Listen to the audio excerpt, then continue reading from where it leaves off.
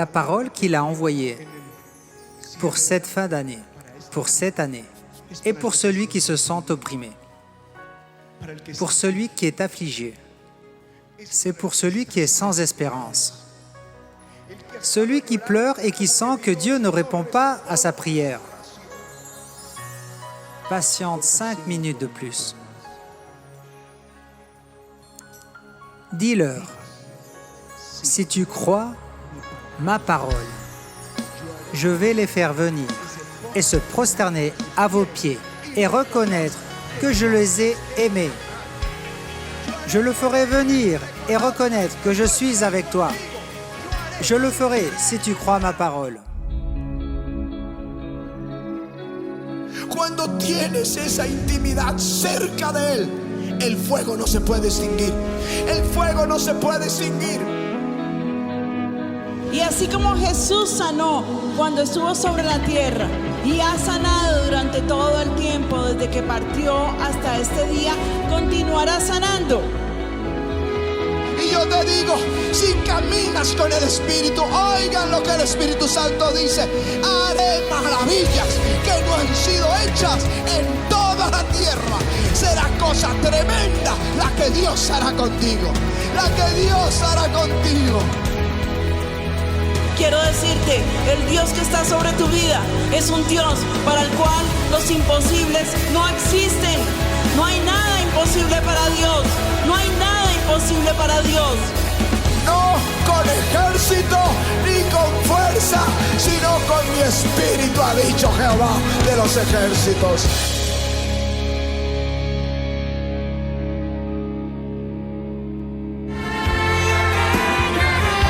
Tu as entendu ma clameur.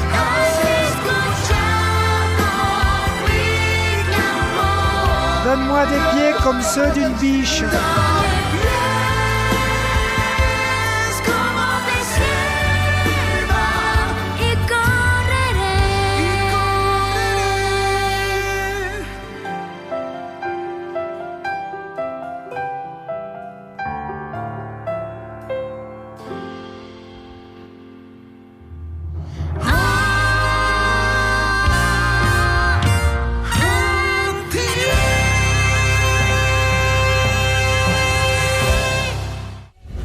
À la croix du calvaire, Jésus n'est pas seulement mort pour nos péchés, mais il a fait aussi pour nous guérir de toutes nos douleurs. Par sa meurtrissure, nous avons été guéris. La parole dit que Jésus est le même hier, aujourd'hui et pour tous les siècles. Que son pouvoir ne change pas. Il ne mue et ne change pas. Il ne dit pas aujourd'hui, oui, je veux guérir demain. Non, Jésus est toujours là pour nous. Le Saint-Esprit de Dieu agira ce matin sur l'auditoire. Et il va toucher des vies. Ne te laisse pas voler la bénédiction. Ne laisse personne te distraire. Si tu viens malade, alors profite de ce moment glorieux. Parce que tu vas complètement guérir. Alléluia! Alléluia! La maman et la fille, le deux ont reçu la santé. La dame raconte qu'elle avait une grosse masse derrière l'oreille. Quelqu'un avait une douleur sous l'oreille, comme si c'était des oreillons, et c'était enflammé. Et elle savait que ce n'était pas des oreillons. Je ne sais pas ce que c'est, mais je sais que cette inflammation sous ton oreille vient de partir. L'inflammation n'est plus là. Rends grâce au Seigneur. L'étoile l'a vérifié. C'est totalement parti. Merci au Père Céleste. Cela fait 2 ans qu'elle a des problèmes à son genou. Cette semaine, elle a été faire des examens parce qu'elle a été insupportable. Aujourd'hui, la parole a été donnée. Le Seigneur l'a touchée. Elle peut marcher normalement sans aucune douleur. Marche jusqu'à là-bas, s'il te plaît. Plus vite, allez. Lève ton genou, bouge-le. Il n'y a pas de douleur.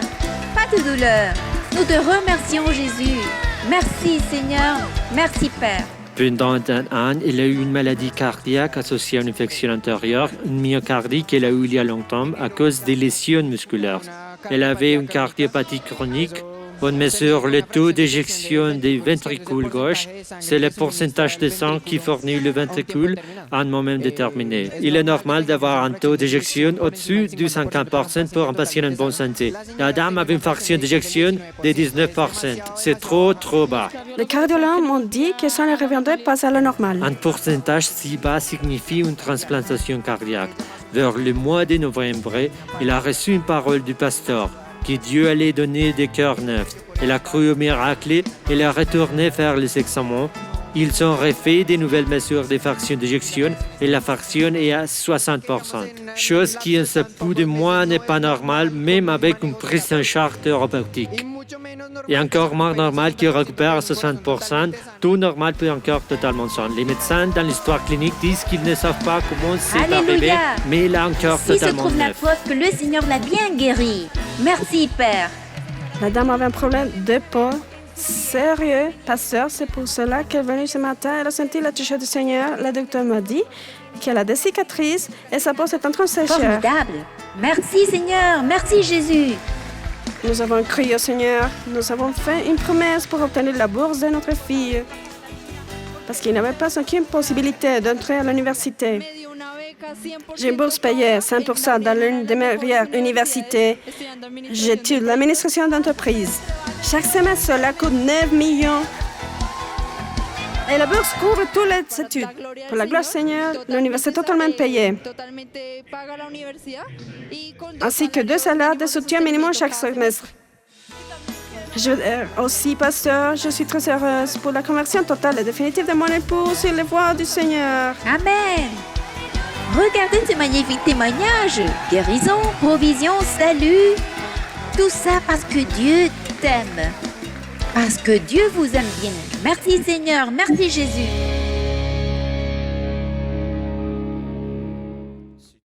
Si tu désires connaître plus de Jésus, savoir ce qu'il a fait pour toi et ce qu'il pourrait faire pour ta vie, alors prête une grande attention aux paroles suivantes. La parole du Seigneur dit: Car Dieu a tant aimé le monde qu'il a donné son Fils unique, afin que quiconque croit en lui ne périsse pas, mais qu'il ait la vie éternelle. Il est venu pour te dire qu'avec son amour, il y a de l'espérance, il y a le salut, il y a le pardon des péchés, il y a la réconciliation, il y a la vie éternelle en Jésus-Christ. Je veux prier maintenant pour tous ceux qui disent « J'ai besoin de Jésus dans mon cœur ». Aujourd'hui est le jour de mon salut. Aujourd'hui est le jour de ma réconciliation. Alors, si tu es prêt, ferme tes yeux et de tout ton cœur, fais avec moi la prière suivante. Dis, Seigneur Jésus, j'ai besoin de toi. J'étais pécheur. Je t'ai rejeté, je t'ai ignoré et je me donne à toi avec tout mon cœur. Je t'invite pour que tu entres dans ma vie, pour que tu me laves avec ton sang précieux, que les choses anciennes restent au passé et que tout soit fait de nouveau. Inscris mon nom dans le livre de la vie éternelle et s'il te plaît, ne l'efface jamais. Aide-moi. Je veux t'être fidèle tous les jours de ma vie, jusqu'au jour où je serai avec toi pour l'éternité. Au nom de Jésus, Amen et Amen.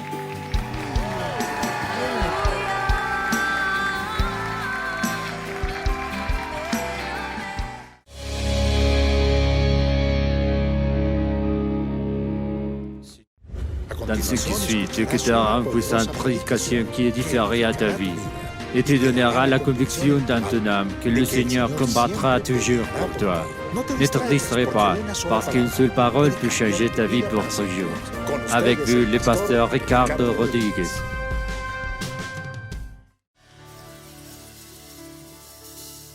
Il est écrit dans Hébreux 1 et au verset 2 et 3. Il parle de Jésus. Dans ces derniers temps, il nous a parlé par le Fils, qu'il a établi héritier sur toute chose par lequel il a aussi créé l'univers, et qui, étant le reflet de sa gloire et l'empreinte de sa personne, soutenant toute chose par sa parole puissante. Dis avec moi, qui soutient toute chose par le pouvoir de sa parole. Amen. Amen.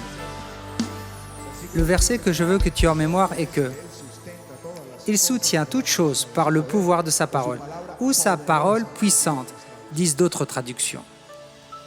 Genèse 26. Il y eut une famine dans le pays.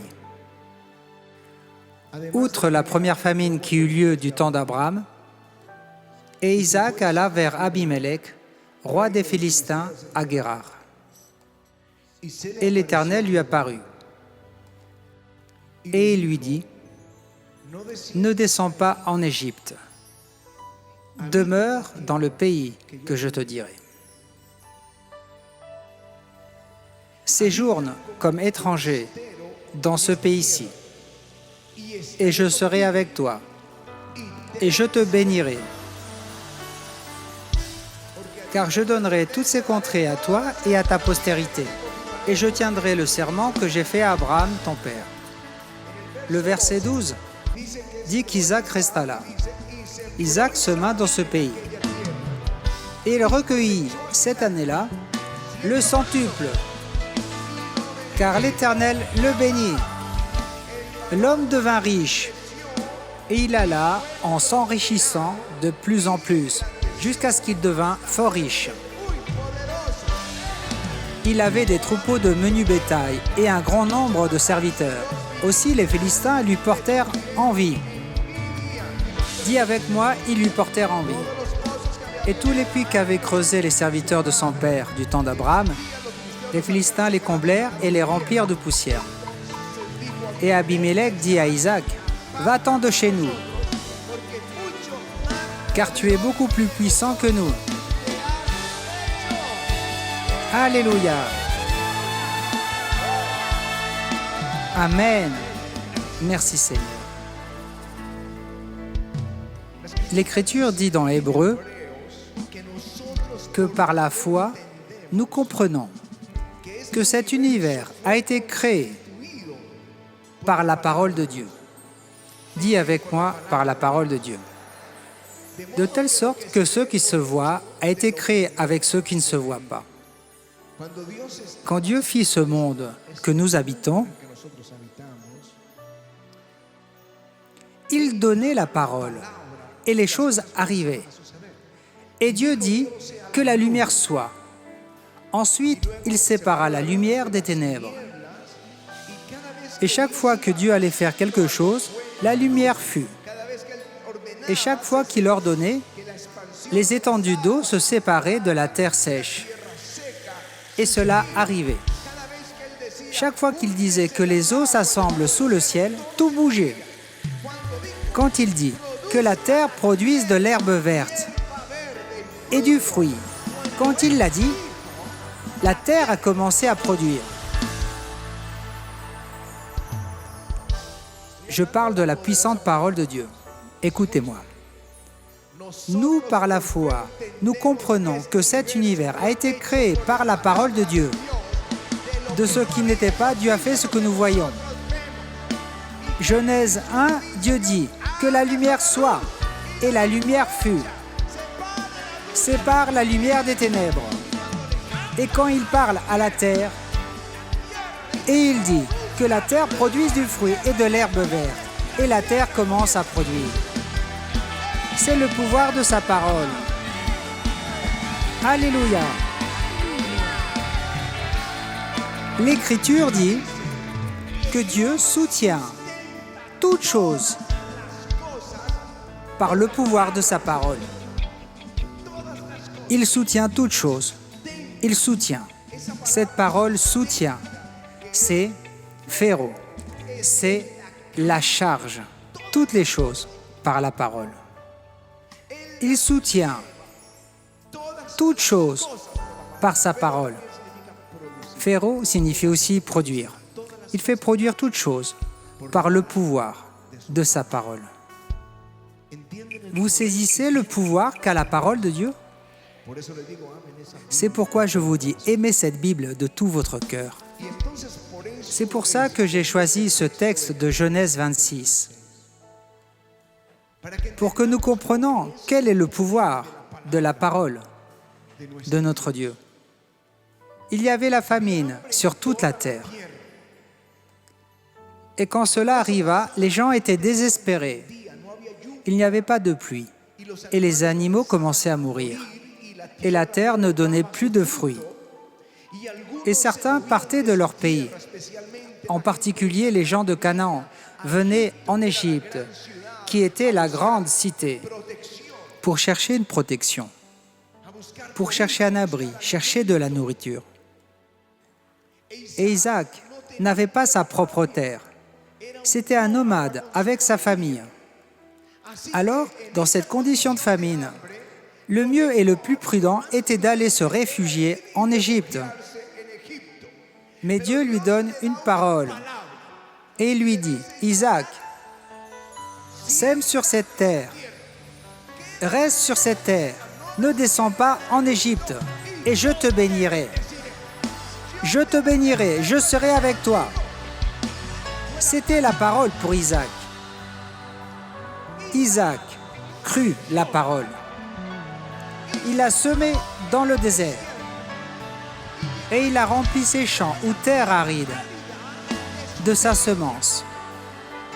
Et la terre commença à germer et à lui donner la provision.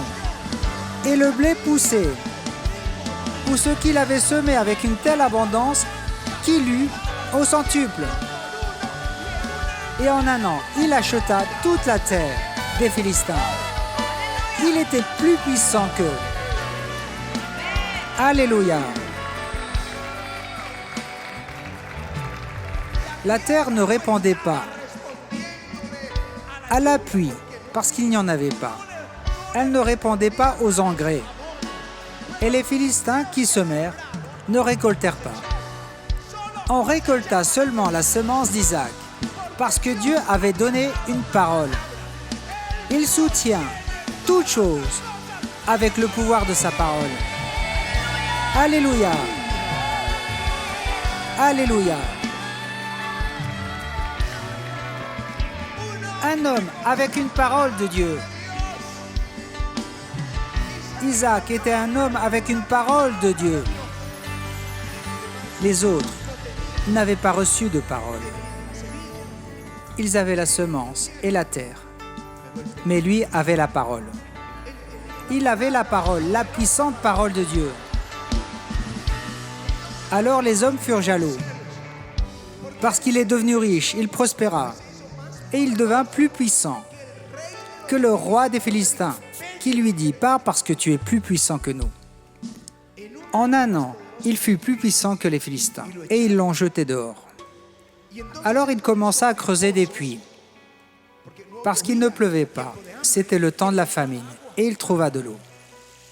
Croyez-vous que les Philistins ne creusaient pas de puits? Tous les Philistins creusaient des puits cherchant de l'eau. Mais le seul qui trouvait de l'eau était Isaac.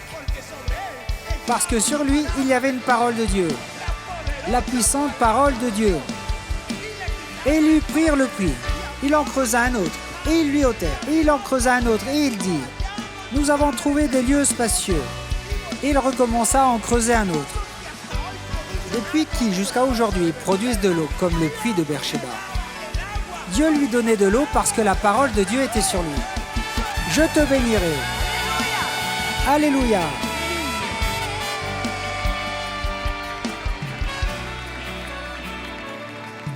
Si tu as une parole de Dieu, tu es plus puissant que n'importe qui autour de toi. Parce que sur toi, il y a la parole avec laquelle Dieu soutient toutes choses.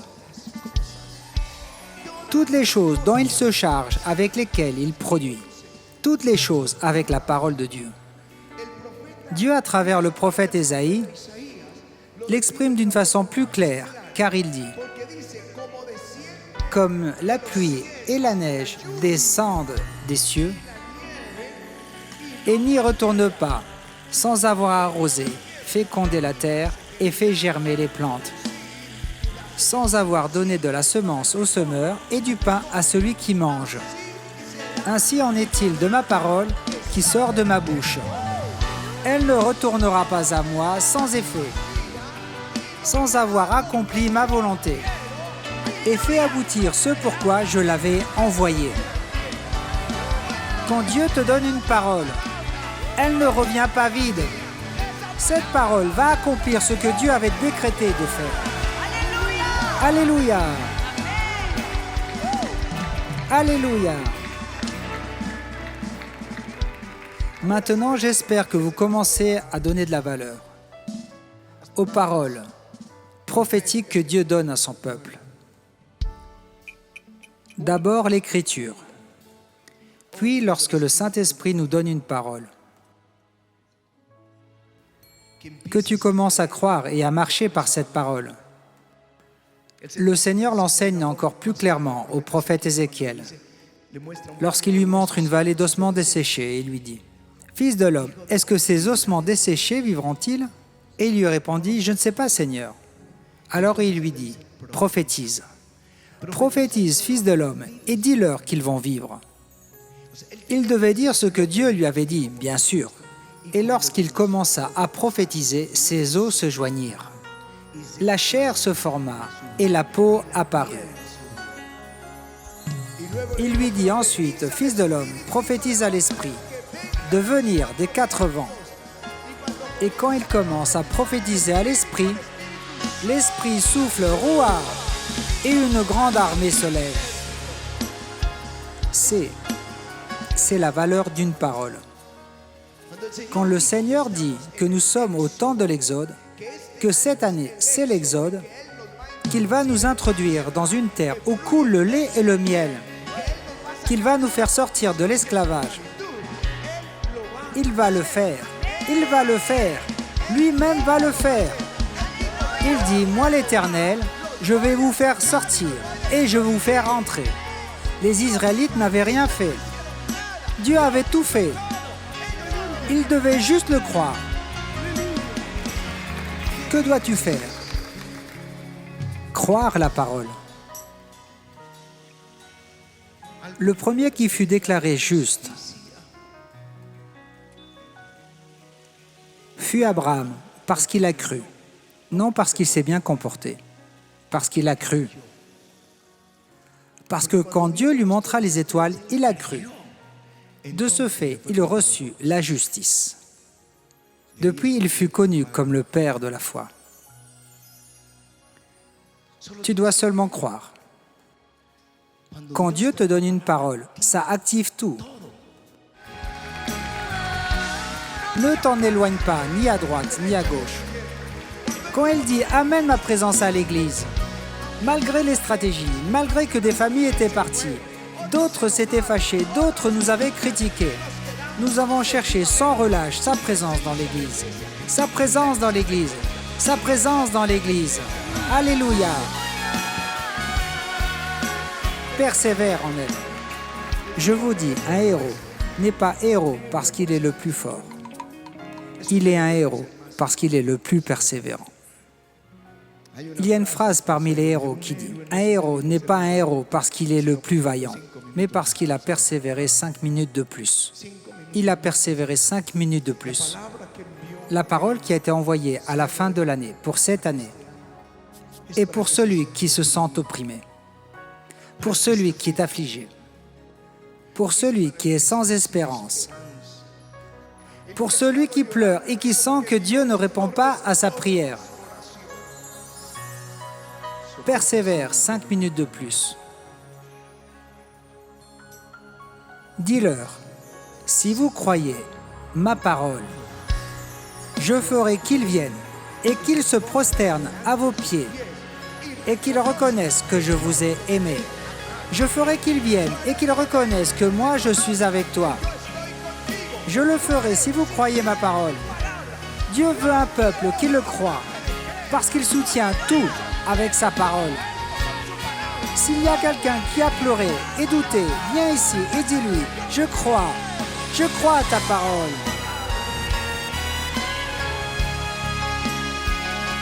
Si tu crois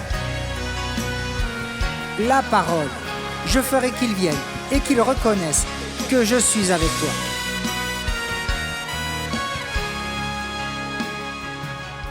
Alléluia.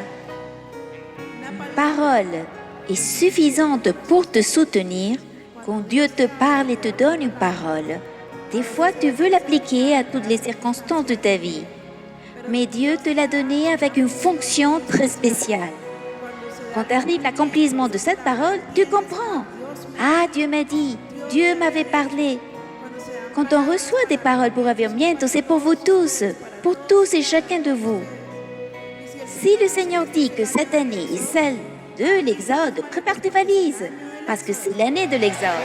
Nous sortirons de la ruine, de la maladie, du divorce, de la séparation et l'abandon. Mes frères vénézuéliens retourneront dans leur pays. Tous retourneront dans leur pays. Tant de choses et tant de promesses. Tu te dis, je n'ai jamais reçu une parole de la part de Dieu. Je t'encourage à le chercher le matin ou le moment que tu veux et à lui dire, Seigneur, donne-moi une parole pour me soutenir en milieu de l'épreuve. C'est ce que nous avons fait lorsque nous sommes dans l'épreuve ou dans une difficulté, quand nous sommes dans l'incertitude, ici ou là, parce qu'il y a des choses que définitivement Dieu ne dit pas dans sa parole. Mais il met la paix dans le cœur et il y a aussi la parole. Une parole ne doit pas être par vivre à Girardot, non. Mais Dieu va mettre dans ton cœur la pensée qu'il a pour toi. Le Seigneur dit, et alors tu obéis à la parole. Et tu commences à voir comment tu prospères et quand tu marches avec Dieu, le Seigneur toujours te dirigera. Dieu peut te parler pendant le temps intime avec lui. Dieu peut parler dans la parole et ministrer ton cœur. Et tu vas savoir que c'est la parole de Dieu. Maintenant, marche avec cette parole. Crois cette parole. Parce que Dieu va tout faire en ta faveur. La parole sort de sa bouche et elle ne va pas revenir vide. Mais elle fera ce pourquoi Dieu l'a envoyée. Et quand il a parlé de l'Exode, ce n'était pas que pour moi, c'était pour toi aussi. Pour toi, pour chacun de nous. Cette année, cela ne sera pas différent des années passées où nous avons eu Avivamiento Park. Elle s'accomplit presque toujours au mois de novembre ou décembre. Terminant l'année, nous avons vu l'accomplissement. Mais le Seigneur m'a dit, cette fois-ci ne sera pas comme ça. Dès le début, je commencerai à envoyer la bénédiction.